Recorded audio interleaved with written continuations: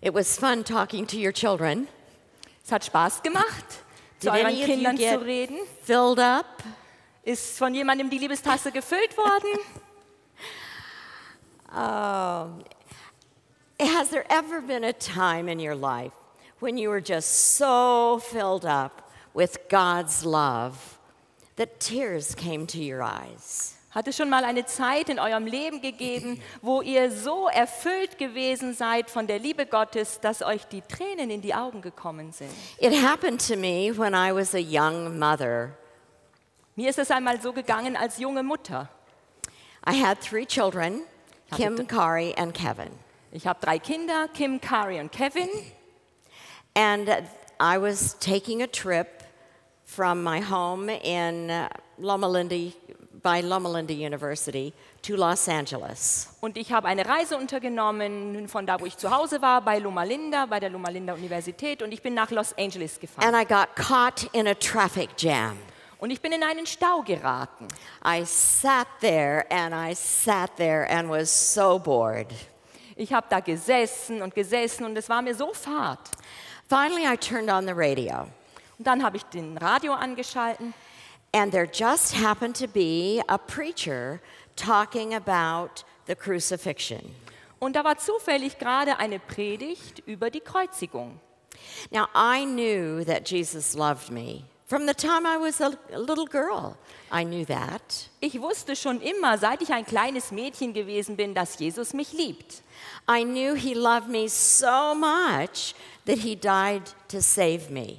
Ich wusste, dass er mich so lieb hatte, dass er gestorben ist, um mich zu retten. But I never had heard the story as the pastor was talking. Aber ich hatte die Geschichte noch nie so gehört, wie sie der Pastor erzählte. It was from God's point of view. Sie war aus der Sichtweise Gottes erzählt. How must God have felt seeing his only begotten son, the son he loved so very much, die for people who didn't deserve it? Wie muss Gott sich gefühlt haben, als er zuschauen musste, wie sein einziger Sohn, den er so sehr liebte, starb für Menschen, die das nicht verdient hatten? And suddenly the story took on new meaning to me. Und plötzlich bekam diese Geschichte für mich eine neue Bedeutung. Here I was, a young mother. Hier war ich als junge Mutter.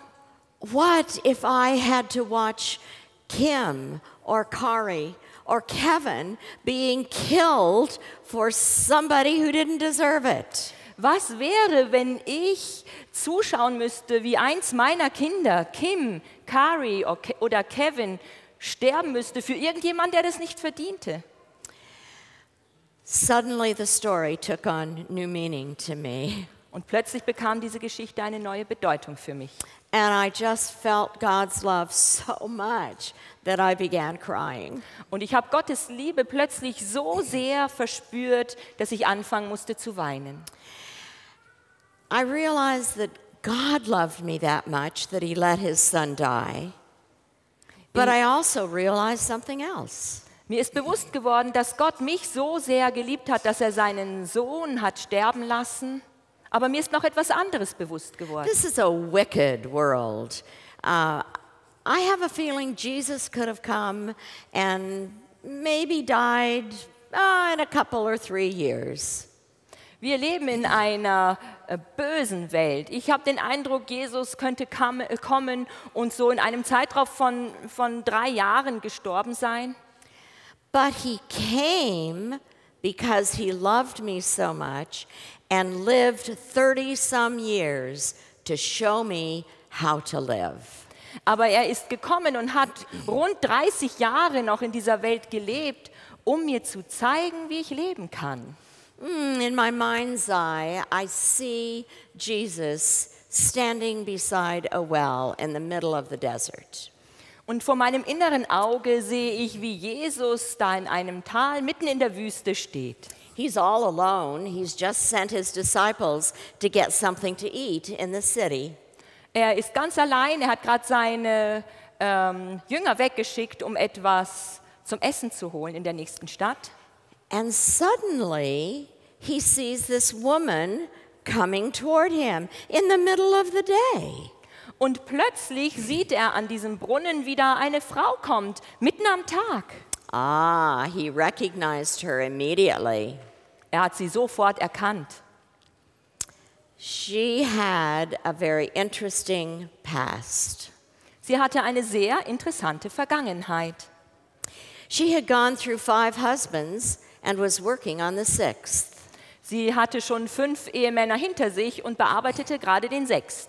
Now, let me ask you, if you were a handsome man, which all of you men are, Jetzt möchte ich euch gerne mal fragen, wenn du ein gut aussehender Mann wärst, was die Männer alle hier sind, and there you were standing beside the well all by yourself, und wenn ihr ganz alleine bei diesem Brunnen gestanden hättet, knowing that your friends are going to be back any moment, und wenn ihr wüsstet, dass eure Freunde jeden Augenblick zurückkommen könnten, what would you do if you saw a woman with this kind of reputation coming toward you? was würdet ihr dann tun, wenn eine Frau mit diesem Ruf auf euch zukäme? Oh, what would your wife tell you to do? Oder was würde eure Frau euch sagen, was ihr wohl am besten tun solltet? Run! Get out of there! Weglaufen. Please don't get caught with a woman with that kind of reputation. Lass dich bitte nicht mit einer Frau mit diesem Ruf erwischen. But Jesus didn't treat people as they deserved to be treated. Aber Jesus hat Menschen nicht so behandelt, wie sie es verdient hätten. He knew that this woman was coming toward him with not just an empty bucket, but an empty heart. Er wusste, dass diese Frau, die da auf ihn zukam, nicht nur einen leeren Eimer mitbrachte, einen leeren Krug, sondern auch ein leeres Herz. And to make her feel comfortable, he asked for a drink. Und damit sie sich besser fühlen konnte, bat er sie um etwas zu trinken. It made her feel important to be able to do something for someone else. Das hat ihr das Gefühl gegeben, wichtig zu sein, dass sie etwas für jemand anders tun konnte. And then he talked to her. Dann hat er mit ihr gesprochen. She didn't even need to be told who he was. Niemand brauchte ihr eigentlich zu sagen, wer er war. She knew this was someone special. Sie wusste, dass das jemand Besonderer war. And she ran back to the city saying, I have found the Messiah. Und sie lief zurück in die Stadt und hat gerufen, ich habe den Messias gefunden. Wow, the first missionary, that woman running back to tell the city about the Messiah. Wow, das war die erste Missionarin, diese Frau, die in ihre Stadt zurückgelaufen ist, um den Leuten dort vom Messias zu erzählen. So Jesus came to live for us, to show us how to live God's love. Jesus ist also gekommen, um für uns zu leben und um uns zu zeigen, wie wir die Liebe Gottes ausleben können. But so often we treat people as they deserve to be treated.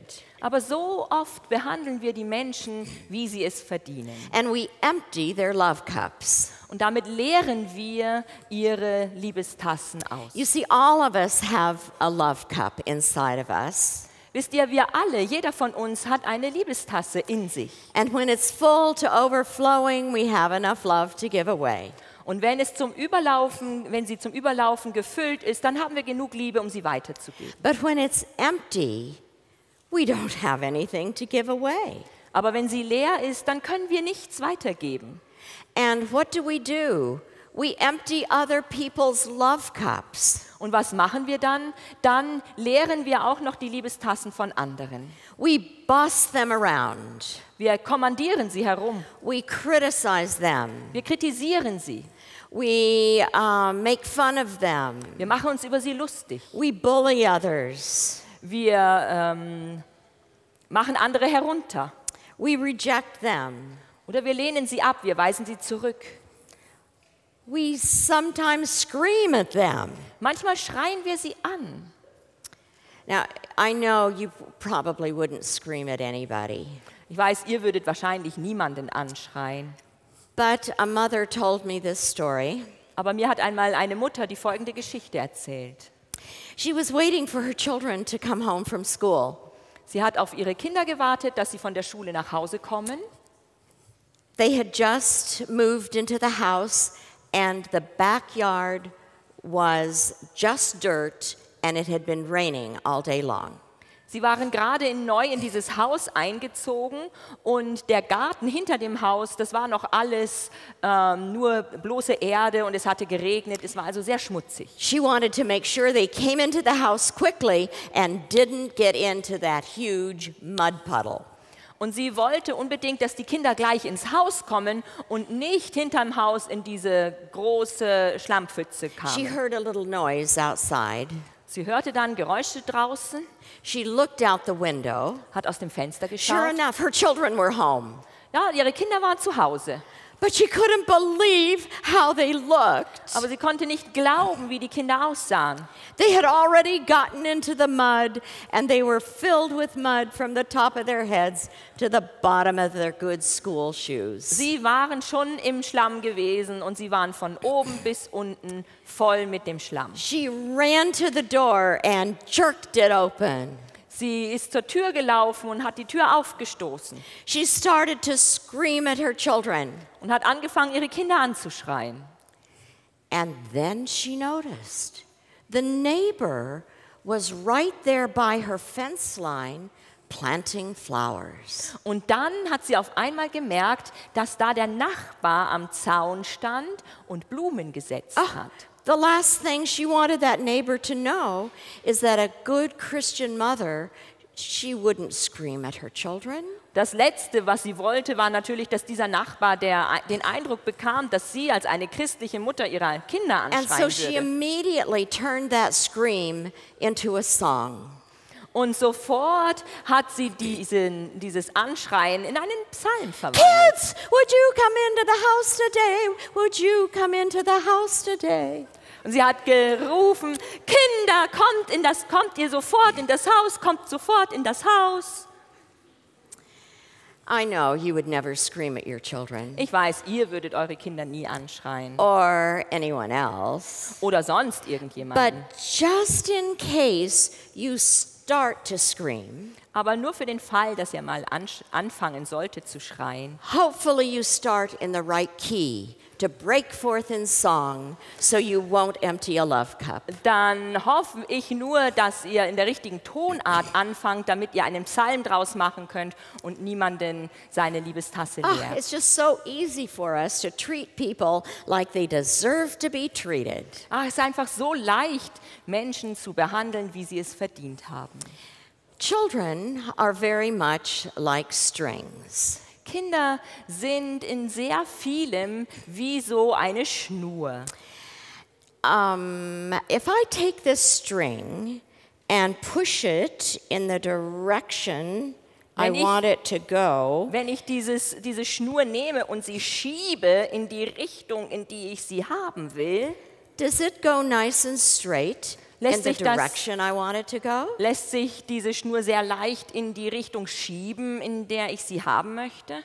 No, it gets all buckled up under the pressure of being pushed. Nein, die verknotet sich ganz und verwurstelt sich ganz unter dem Druck, den ich gebe, wenn ich sie schiebe. We need to remember that children are very much like strings. Wir dürfen nicht vergessen, dass Kinder sehr, sehr ähnlich sind so einer Schnur. When we push them in the way we want them to go, Wenn wir sie in die Richtung schieben, in der wir sie haben wollen, they buckle under the pressure of being pushed. dann wehren sie sich gegen den Druck, den wir auf sie ausüben. Children are very much like strings, Kinder sind wie so eine Schnur but so are husbands. und Ehemänner auch So are wives. und auch Ehefrauen. None of us like to be pushed and manipulated to do something. Niemand von uns lässt sich gern schieben und manipulieren, damit wir tun, was jemand anders will. So instead of pushing, which will empty someone's love cup, Statt andere zu schieben, wodurch ihre Liebestasse geleert wird, we need to remember to do the opposite. müssen wir daran denken, das Gegenteil zu tun. We need to lead them, Wir müssen sie führen. and the string will follow. Und dann wird die Schnur sich in die richtige Richtung bewegen. So how can we truly love each other, as the Bible says? Wie können wir einander wirklich so lieben, wie es in der Bibel steht? In 1 Corinthians 13, it says 15 ways to love each other. In 1. Korinther 13 finden wir 15 Möglichkeiten, einander zu lieben. You heard the scripture being read to you. Ihr habt gehört, wie der Text zur Predigt verlesen wurde. Many of you have memorized that. Und viele von euch kennen diesen Schriftabschnitt auswendig. And in most versions of the Bible, there are 14 or 15 characteristics of love mentioned. Und in den meisten Bibelübersetzungen finden sich 14 oder 15 Eigenschaften der Liebe. Can anyone repeat the whole 15 ways to love each other? Ist da irgendjemand, der die ganzen 15 Möglichkeiten, Liebe auszudrücken, wiederholen kann?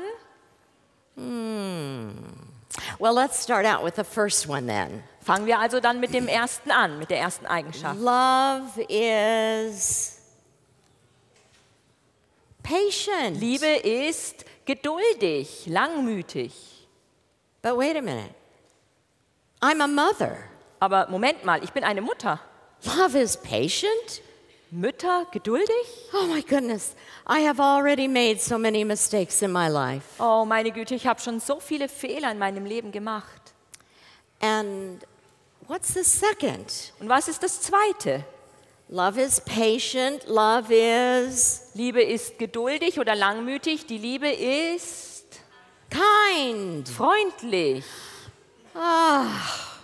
Oh weh. Already, I can just think of so many times when I was not patient and I was not kind. Mir fallen so viele Zeiten ein, so viele Gelegenheiten, wo ich nicht geduldig war und nicht freundlich. But 15 things are too many things for me to remember. Und 15 Sachen sind viel zu viele für mich, an die kann ich mich nicht erinnern. So I sat down with 1 Corinthians 13, looked at all the characteristics, and then tried to pull them into the lowest common denominator. Deshalb habe ich mich mit 1. Korinther 13 auseinandergesetzt und habe versucht, all diese Eigenschaften zusammenzufassen zu den gemeinsamen Nennern, And zu I den came up möglichst wenigen gemeinsamen Nennern. And I came up, instead of with 15, I came up with 5 characteristics. Und statt 15 Eigenschaften habe ich 5 zusammengefasst. All right, let's see if we can remember 5 things. Und wir wollen mal schauen, ob wir uns 5 Sachen merken können. The first characteristic is care. Die erste Eigenschaft ist To Fürsorglichkeit. care for the needs of others. Für die Bedürfnisse anderer zu sorgen. Both the physical needs as well as the psychological needs. Und das bezieht sich auf körperliche Bedürfnisse und auch auf psychologische Bedürfnisse. All right, you've got it? Are you ready for the second one? Habt ihr das verstanden? Seid ihr bereit für die zweite Eigenschaft? The second one is to respect others. Die zweite Eigenschaft ist der Respekt, andere zu respektieren. To always treat them with honor and esteem, Sie immer mit Ehre und Wertschätzung zu behandeln, whether they deserved it or not. ob sie es verdienen oder nicht. The third characteristic, Die dritte Eigenschaft acceptance. ist Annahme. Acceptance means to accept someone else regardless of how they act. Annahme bedeutet, jemanden anderen anzunehmen, ganz gleich, wie sie sich verhalten. Sometimes we call that unconditional love. Manchmal nennen wir das bedingungslose Liebe. We will love them just because they exist. Wir lieben sie einfach, weil sie da sind. All right. Do you have the first three? Okay, die ersten 3 haben wir jetzt schon. Love is Liebe ist care, Fürsorglichkeit, respect, and acceptance. und Annahme. Hey, let's add the fourth to that. Dann wollen wir das 4. dazu fügen. Forgiveness is number 4. Das ist die Vergebung. And 5 is trust. Und 5 ist Vertrauen. Now let's go back and put some meat on that skeleton. Jetzt wollen wir zurückgehen und ein bisschen Fleisch auf die Knochen geben. Care is the most basic way we show we love. Fürsorglichkeit ist die grundlegendste Möglichkeit, Liebe zu zeigen. When I think about care, I think of the Good Samaritan. Wenn ich an Fürsorglichkeit denke, dann fällt mir der barmherzige Samariter ein. He not only cared for the physical needs of that man, but he spent some money to pay for his stay in a motel, a room. Er hat sich nicht nur um die körperlichen Bedürfnisse dieses Mannes gekümmert, sondern er hat auch noch Geld dafür ausgegeben, um für die Unkosten aufzukommen, die dieses Zimmer in dieser Herberge gekostet haben. What would we have called the Good Samaritan if he saw the bloody man beside the road and said, "Oh, it's terrible what those bandits did. They took all your clothes, they took all your money, and they left you almost dying."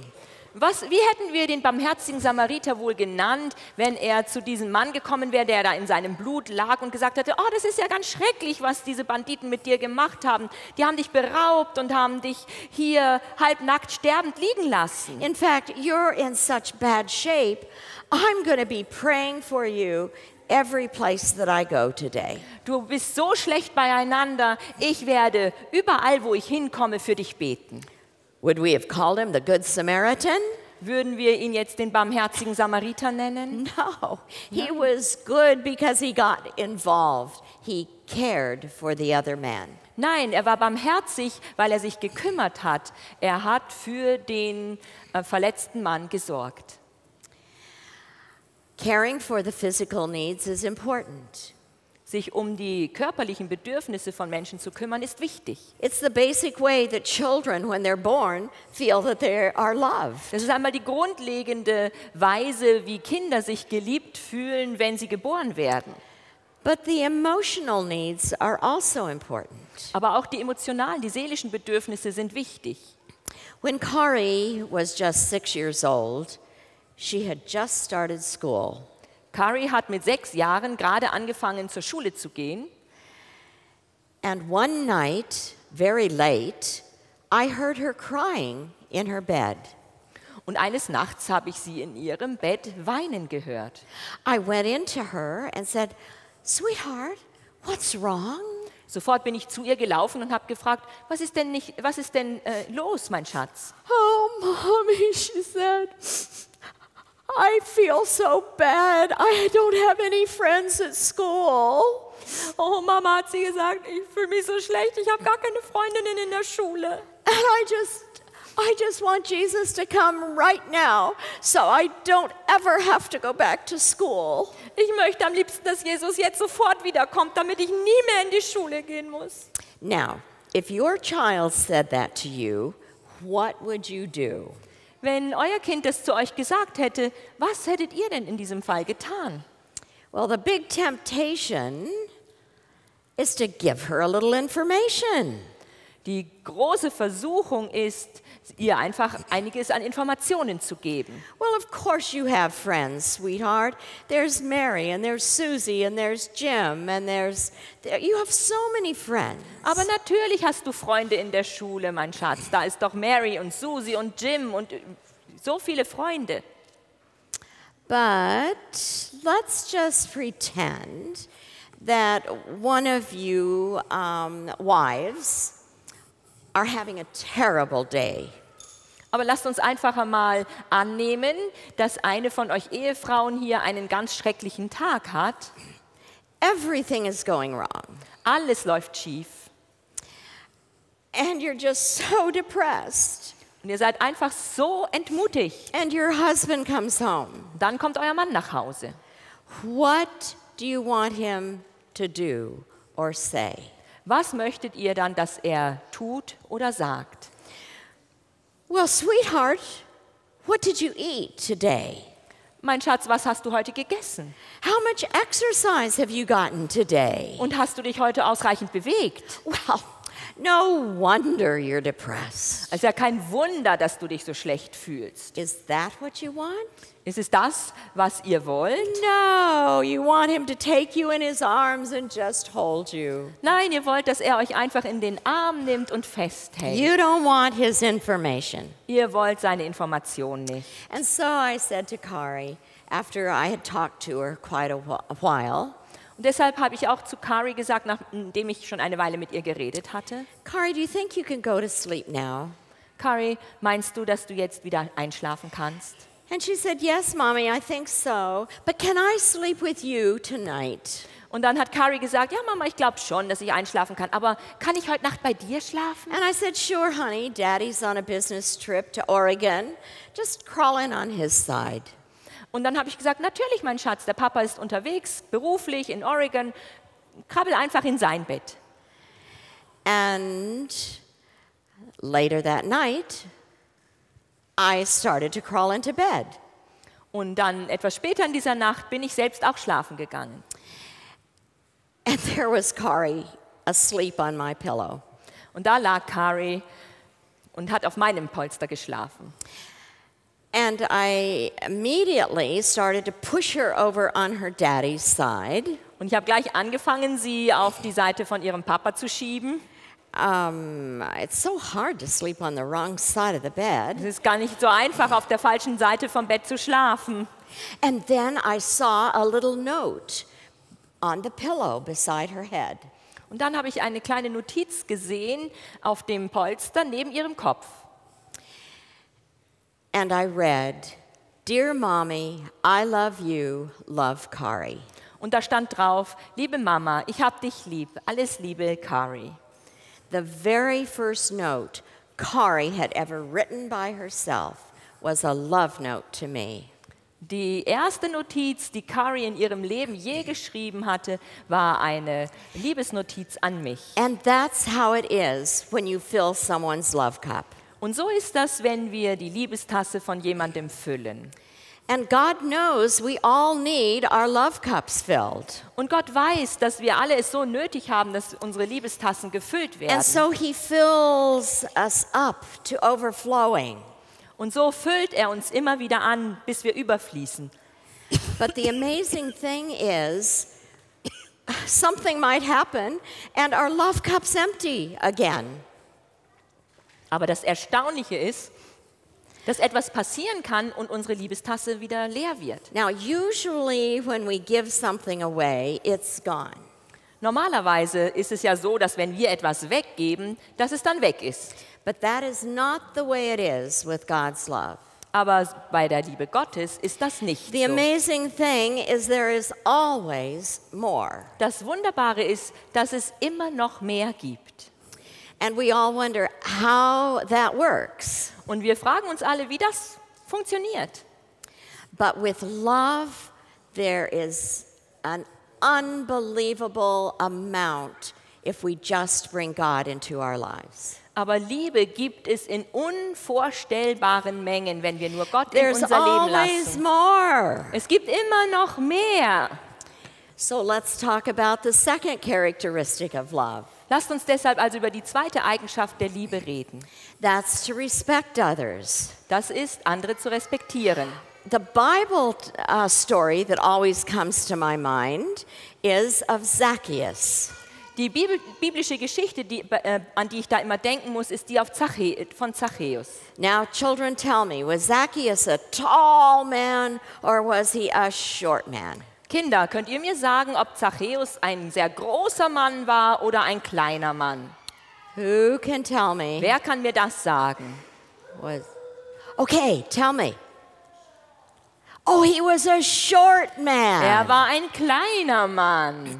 And nobody in Jericho respected Zacchaeus. Und in Jericho hatte niemand Respekt vor Zachäus. Why, he was a tax collector. Er war ein Steuereinnehmer. But he was so short that when Jesus was coming by in the parade, he wanted to see Jesus. Und er war so klein, aber als Jesus durch Jericho zog, wollte er Jesus sehen. So I can imagine he started to push his way through the crowd. Und ich stelle mir vor, dass er sich da so durch die Menschenmenge durchdrängeln wollte. Nobody would move over for Zacchaeus. He didn't deserve it. Aber für Zachäus hat niemand Platz gemacht. Das hatte er nicht He had verdient. stolen from all of them by taking too much tax money. Er hatte sie alle bestohlen, weil er viel zu viele Steuern eingenommen So hatte. what did Zacchaeus have to do?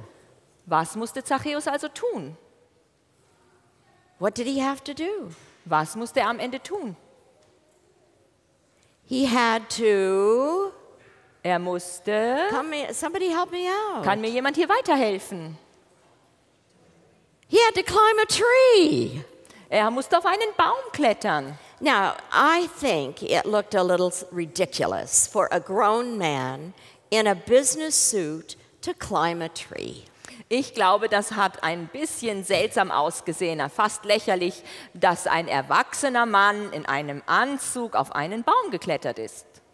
But in that city, in that culture, to really show respect for someone, you went to their house to eat. Aber in der Kultur, in der Zachäus gelebt hat, hat man wirklich Respekt gezeigt, wenn man mit jemandem nach Hause gegangen ist, um bei ihm zu essen. I have a feeling nobody in Jericho would go to Zacchaeus' house to eat. Und ich habe so das Gefühl, in Jericho wäre wohl niemand mit Zachäus nach Hause gegangen, um bei ihm zu essen. At least they wouldn't tell anybody. Auf jeden Fall hätten sie das niemandem erzählt. And what did Jesus do? Und was hat Jesus getan? He said, Zacchaeus, I'm coming to your house to eat today. Er hat auf den Baum hinaufgerufen, Zachäus, ich komme heute in dein Haus, um bei dir zu essen. I have a feeling Zacchaeus was so shocked he nearly fell out of the tree. Ich kann mir vorstellen, dass der Zachäus wahrscheinlich so geschockt war, dass er fast vom Baum gefallen wäre. Jesus never treated someone as they deserved to be treated. Jesus hat nie irgendjemanden so behandelt, wie sie es verdient hätten. He always filled their love cups. Er hat immer ihre Liebestassen gefüllt. He always treated them with respect, Er hat- even when they didn't deserve it. Er hat die Menschen immer mit Respekt behandelt, selbst wenn sie es nicht verdient haben. The third reason, the third way to love others. Die dritte Art und Weise, wie wir andere lieben können, Now can you remember the third thing? könnt ihr euch an die dritte Sache noch erinnern? Care, respect, acceptance. Fürsorglichkeit, Respekt und Annahme. This is what we call unconditional love. Das nennen wir bedingungslose Liebe. A study was done at Loma Linda University one time, In der Loma Linda University ist mal eine Studie durchgeführt worden. and they wondered why some students were hostile toward authority figures. Und da ist die Frage auch behandelt worden, warum einige Studenten sich feindselig gegenüber Autoritätsfiguren, Menschen verhalten haben. One factor in the study stood out as important. Und in dieser Studie ist ein Faktor als ganz besonders wichtig erkannt worden. The students who thought their parents loved them conditionally only when they were good, they were hostile toward authority figures. Die Studenten, die den Eindruck hatten, dass ihre Eltern sie nur unter Bedingungen geliebt haben, nur wenn sie sich gut verhalten haben, wenn sie brav waren, das waren diejenigen, die mit Autorität Probleme hatten. They were hostile to the school authority.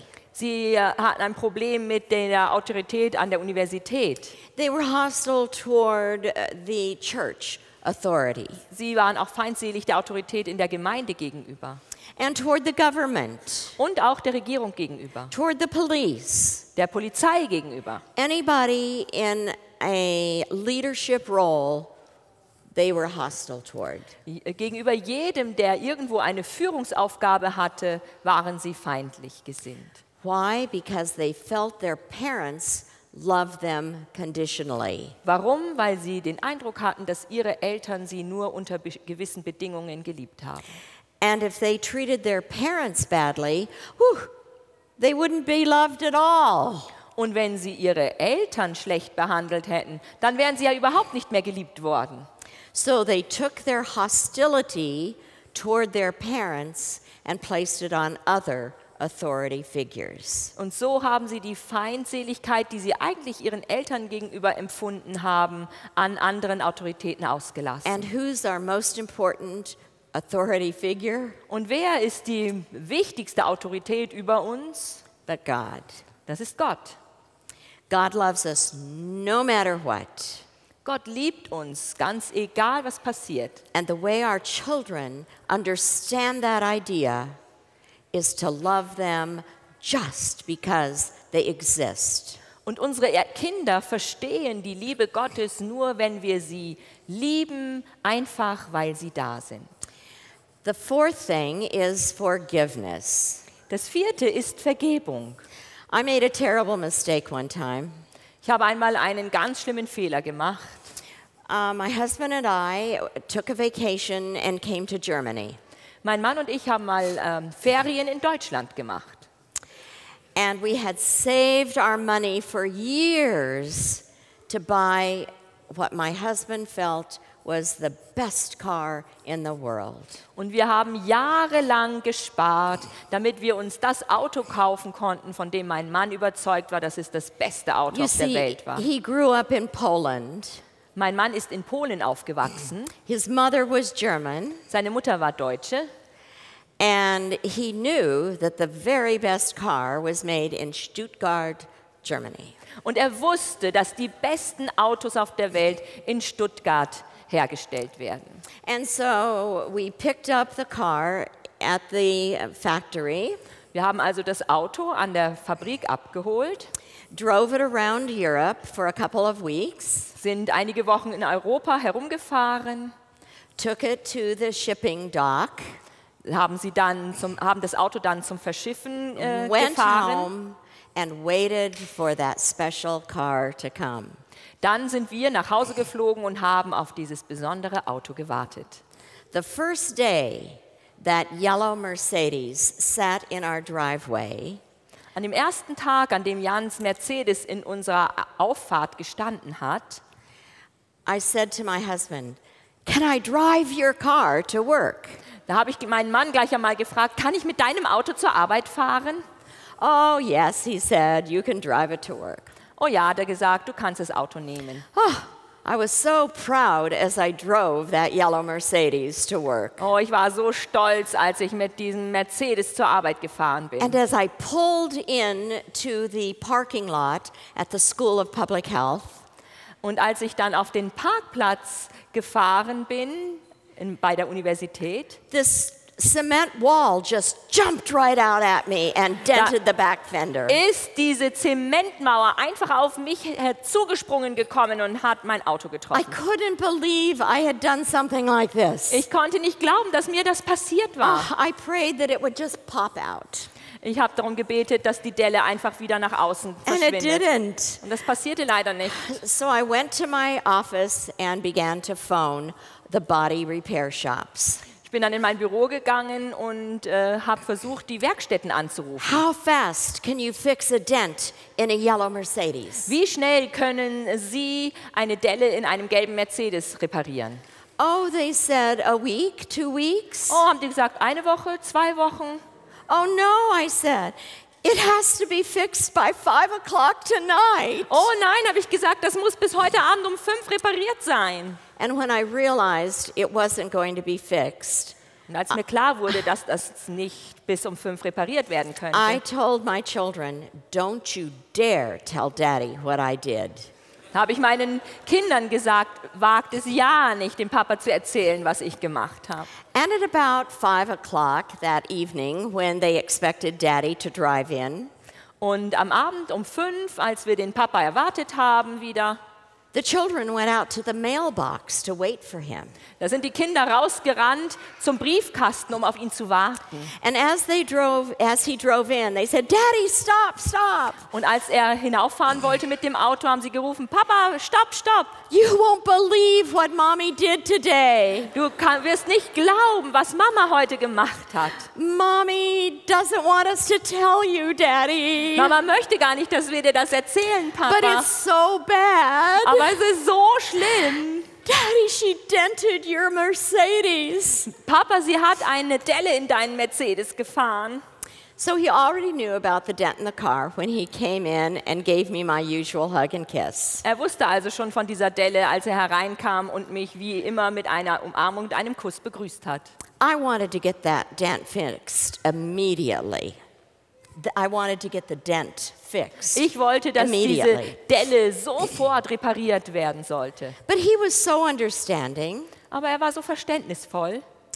He said, "Well, sweetheart, I don't know why we should get it fixed right now. Er hat gesagt, Schatz, ich weiß gar nicht, warum wir das sofort reparieren lassen müssen. You might put another dent in and we'll just get them both fixed at the same time." Vielleicht fährst du bald noch eine Delle hinein und dann können wir gleich beides miteinander reparieren lassen. I want to tell you, he never had told anyone the story about me denting the car. Und was ich euch sagen möchte, er hat niemals irgendjemandem die Geschichte erzählt, wie ich eine Delle in sein I've Auto gone all gefahren over habe. the world telling people, Ich habe das überall auf der Welt den Leuten erzählt. but he respected me so much and forgave me completely that it's like he washed it out of his mind.